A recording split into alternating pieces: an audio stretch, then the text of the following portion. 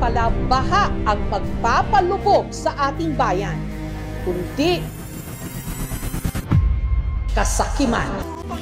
Ang anak ng mga korupsyon, kumakain sa mga mamahalin, nabibili ang mga luho, pupunta kung saan saang bansa, bumibili ng mga mahaling kotse,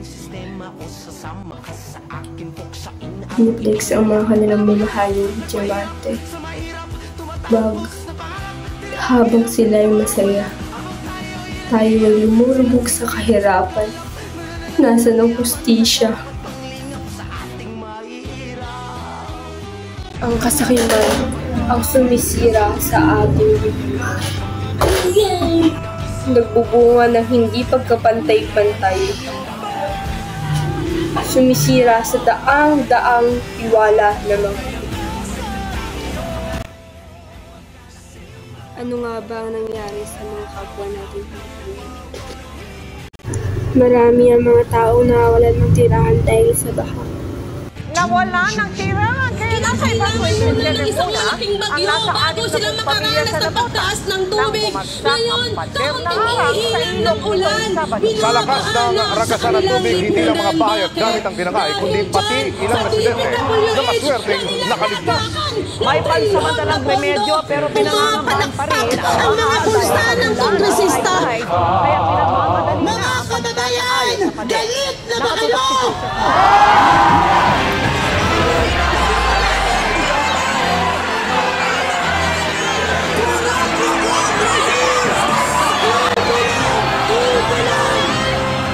Tayo rin we don't... Barangay San Jose sa Navotas nitong Sabado nang bumigay ang river wall sa likod ng mga bahay sa Celestino Street. Pinasok tuloy ng rumalagasang tubig ang mga bahay. Kami tulong! Please! Please, tulungan niyo kami!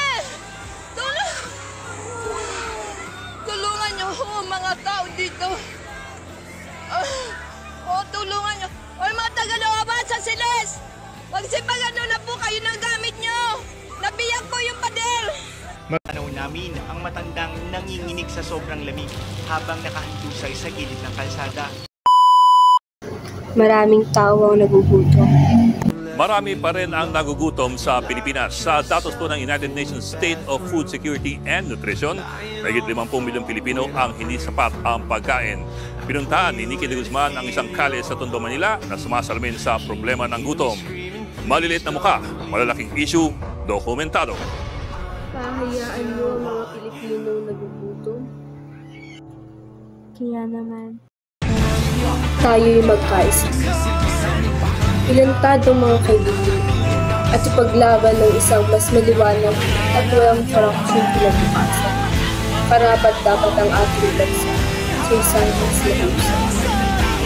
Huwag na pondo! Kung mga palakpak ang mga bulsa ng kongresista! Mga kababayan! Galit na ba kayo?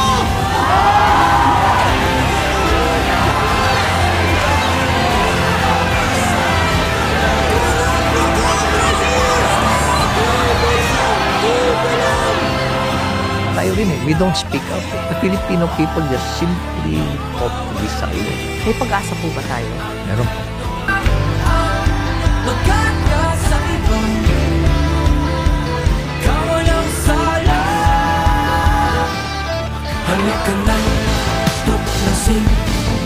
You know, when you lose a life, you lose a life.